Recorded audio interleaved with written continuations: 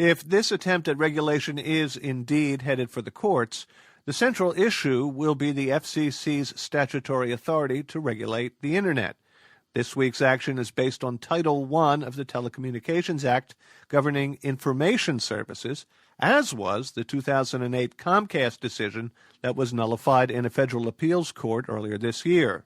Net neutrality advocates were hoping the Commission would declare Internet access a telecommunications service, which would fall under Title II of the Act, one which more clearly empowers FCC rulemaking. But wireless providers lobbied hard against such a move, which they fear would give the agency too much power. Democratic Commissioner Michael Copps voted with Chairman Julius Janikowski on Tuesday, but not without deep reservations about the legal underpinnings of the new rule. Commissioner, welcome back to the show. I'm glad to be back.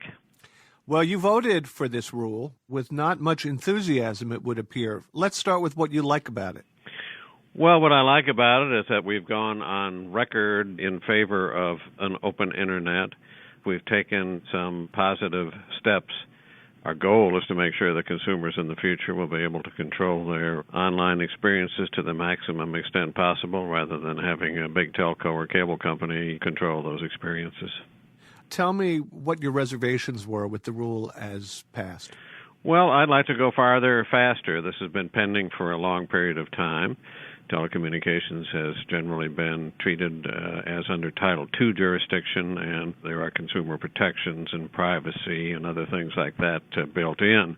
What two previous commissions did between 2001 and 2009 was to wrench broadband and advanced telecommunications out of Title II, and they put it over in something called Title I, where the authority is not nearly so clear, and that's why we took a beating in court in the Comcast decision earlier on.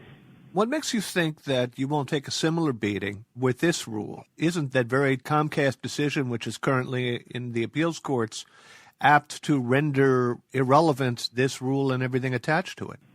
You're going to go to court no matter what you do around here. I've been at this place for 10 years now, and anything that we do just about ends up with somebody dragging you into court to contest it. So that was one of my reservations with regard to the rule that we did, which is based on Title I. But I think the legal foundation, the superstructure, is clearer under Title II than Title I. I think the courts would be more inclined to go along with it. So that was one of my reservations yesterday, and there were some others, and one of the biggest, of course, is I was looking for more in the way of parity between wireless and wireline, or between fixed and mobile, however you want to differentiate that.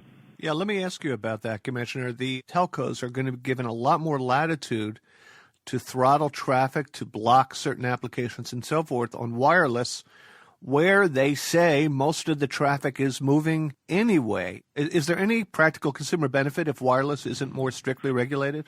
I understand that there may be some differences in managing and administering that right now, but the principle has to be loud and fast and clear.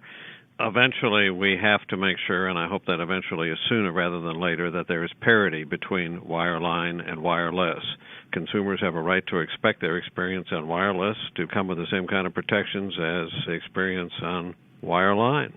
Why can't we trust the market to take care of itself, to provide the kinds of consumer benefits we all wish to see? The private sector is always the lead locomotive. It's always the engine that gets things done. It's where the creativity comes from. But we build best when there's some public-private partnership, and you can go back to the early history when our infrastructure need at that time was to have bridges and turnpikes and roads and canals.